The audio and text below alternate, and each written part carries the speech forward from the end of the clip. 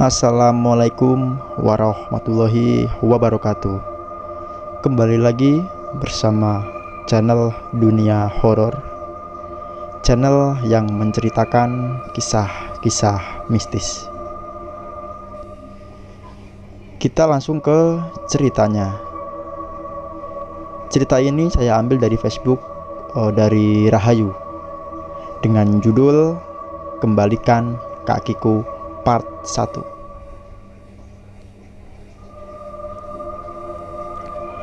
Sebut saja Ayu, gadis cantik berusia sekitar 20 tahunan ini hendak menjenguk neneknya di desa. Naasnya, bukannya bertemu dengan sang nenek, ia malah lebih dulu bertemu dengan maut. Hari ini Ayu berpamitan dengan orang tuanya. Awalnya mereka tak mengizinkan Ayu, anak semata wayangnya itu, untuk pergi sendiri. Namun Ayu tetap bersikeras akan pergi menjenguk neneknya di desa. "Ayu bisa, Bunda, kan udah sering ke sana." "Ya udah, kamu hati-hati di sana ya. Kalau ada apa-apa langsung kabari." Ayu mengangguk, lalu bergegas pergi meninggalkan kedua orang tuanya di sana. Ia tak tahu bahwa itu adalah hari terakhirnya melihat ayah ibunya itu. Ini adalah pertama kalinya bagi Ayu pergi sendiri ke desa. Kebetulan saat itu masih sepi. Angkot juga hanya ada 1-2 saja. Sesampainya di persimpangan, mau tak mau ia harus melanjutkan perjalanannya dengan menaiki ojek, karena saat itu belum ada akses untuk angkot di sana. "Permisi bang, tahu alamat ini nggak?" tanyanya kepada salah satu tukang ojek di situ sembari menunjukkan secarik kertas. "Tahu dek, dekatnya ini, naiklah biar abang antar." Dengan polosnya dan tanpa rasa curiga ia mengikutinya. "Adik orang mana? Kok nggak pernah lihat abang?" "Saya orang kota bang, kesini mau jenguk nenek." Sembari berbincang, Ayu mulai menaruh curiga dikarenakan jalanan yang dilewati mereka tak sama dengan jalanan yang biasa dilewati saat ia pergi bersama orang tuanya. "Bang, kok kita dari sini? Biasanya saya jalan nggak dari sini kok.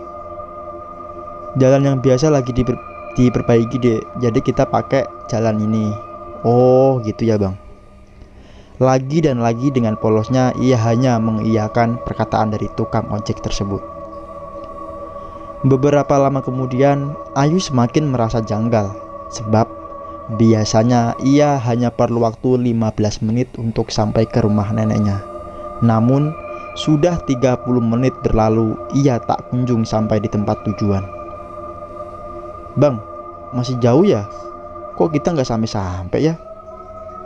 "Dikit lagi sampai dek, karena jalanannya beda, jadi agak jauh jaraknya." Lagi-lagi Ayu hanya mengiyakan ucapannya. Selang seberapa lama mereka pun akhirnya berhenti, namun bukannya sampai di rumah neneknya, ia malah berhenti di depan sebuah gereja tua. "Loh bang, kok kesini?"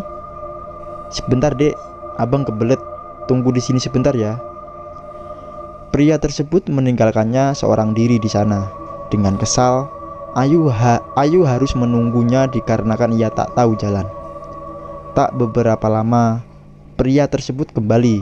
Namun betapa terkejutnya Ayu, karena pria tersebut kembali dengan membawa 2 temannya.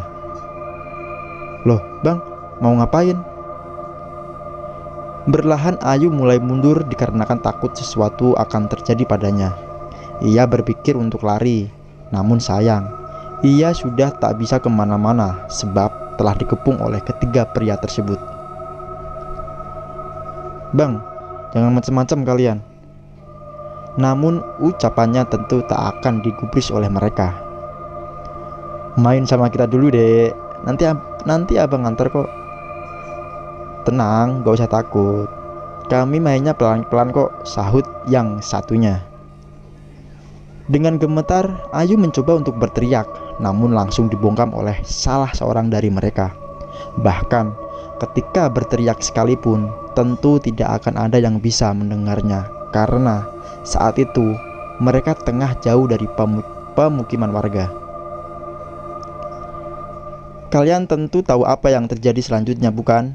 Ya, mereka melampiaskan nafsu mereka kepada gadis tak berdosa ini. Dengan kejamnya mereka menggilir bahkan menyiksa gadis malang tersebut. Ayu berusaha melawan, namun tenaganya tak cukup untuk melawan ketiga pria itu. Mereka mulai melakukan aksi bejatnya. Ayu menangis, meringis meratapi kesialan yang tengah dihadapinya. Amarah dan rasanya malu meluap, matanya menatap nanar kepada para pria yang sedang menggauli dirinya secara bergantian. Demi Allah, kalian akan dapat ganjarnya yang akan membuat kalian tersiksa sampai rasanya lebih baik mati, gumamnya di sela-sela isak tangisnya. Setelah puas rasanya menggauli gadis itu, mereka pun berhenti dan mulai berbincang. Kita apakan dia? Kalau dilepas, pasti dia bakal ngadu ke orang lain. Kita matikan saja, sahut yang satunya sembari tersenyum sinis. Ayu yang mendengar hal itu langsung terperanjat. Ia tak percaya dan apa yang barusan didengarnya. Setelah mahkotanya berhasil direnggut, sekarang mereka mau merenggut nyawanya juga. Sungguh manusia biadab, pikirnya. Mereka merobek atasannya yang dikenakan Ayu dan memakainya untuk menyumbul mulutnya. Tenang dek, nggak sakit kok. Kamu langsung bisa istirahat tenang habis ini, ucap mereka diselingi gelak tawa. Ayu hanya bisa pasrah, meratapi ajal yang sudah ada di depan mata. Ia menangis sesungguhnya dan menyesal karena tak menuruti ucapan ibunya. Maafin Ayu bunda, Ayu menyesal. Tanpa belas kasihan, mereka menancapkan sebuah bongkahan batu runcing yang terdapat di sekitaran gereja tua tersebut tepat di jantungnya. Mereka menghujam jantungnya berkali-kali sampai akhirnya gadis itu menghembuskan nafas terakhirnya. Tak berhenti sampai di situ, mereka mencabut batu tersebut kemudian mulai memotong mayatnya, lalu membuang sembarangan potong-potongan tersebut ke dalam semak belukar yang ada di belakang gereja terbengkalai tersebut. Selesai menghilangkan jejak, mereka pun kembali tanpa rasa bersalah. Malang betul nasibnya. Niatnya pergi menjenguk neneknya malah bernasib tragis sampai harus kehilangan nyawanya. Keesokan harinya, tepatnya sekitar pukul 4-5 sore, anak-anak setempat kebetulan sedang bermain kelereng di daerah gereja tua tersebut. Walau jarak rumah mereka ke gereja itu cukup jauh, namun mereka sering menggunakan halaman gereja itu untuk bermain dikarenakan luasnya halaman yang cocok dijadikan tempat bermain. Apalagi di sekitaran gereja terdapat banyak kolam-kolam tak berurus dan menjadi telapak yang bagus untuk menanggul atau bubu untuk mendapatkan kepiting. Kebetulan salah satu dari mereka mencium bau tak sedap. Ia mengira itu adalah bau kentut. Weh, siapa yang kentut nih? Bau banget. Akhirnya mereka jadi tuduh-tuduhan. Namun salah seorang dari mereka kemudian kebelet buang air. Anak tersebut kemudian berlari ke semak-semak untuk buang air. Namun betapa terkejutnya ia ketika melihat potongan tangan yang ada di hadapannya. Anak tersebut langsung berteriak dan lari berhamburan bersama teman-teman yang lain.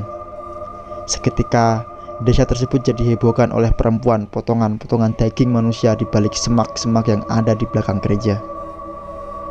Polisi berdatangan untuk menyelidiki kasus pembunuhan tersebut. Tak perlu waktu lama, keesokan harinya polisi tersebut sudah menangkap para pelaku. Namun apalah daya, nasi sudah menjadi bubur. Walau para pelaku ditangkap, mereka takkan bisa menghidupkan gadis itu kembali. Namun sayang, polisi tak dapat menemukan potongan kaki gadis itu. Beberapa hari setelah kejadian itu, warga kembali dihebohkan oleh teror dari sosok hantu perempuan yang terus menanyakan di mana kakinya. Katanya Setelah kejadian itu, beberapa rumah warga digedor dan ketika dibuka akan ada sosok wanita menyeramkan sambil tersenyum. Wanita itu menanyakan, "Apa kau melihat kakiku? Tolong kembalikan kakiku." Sampai di sini dulu cerita horor kali ini, dan tunggu part keduanya. Dan tetap klik tombol subscribe, like, dan komen.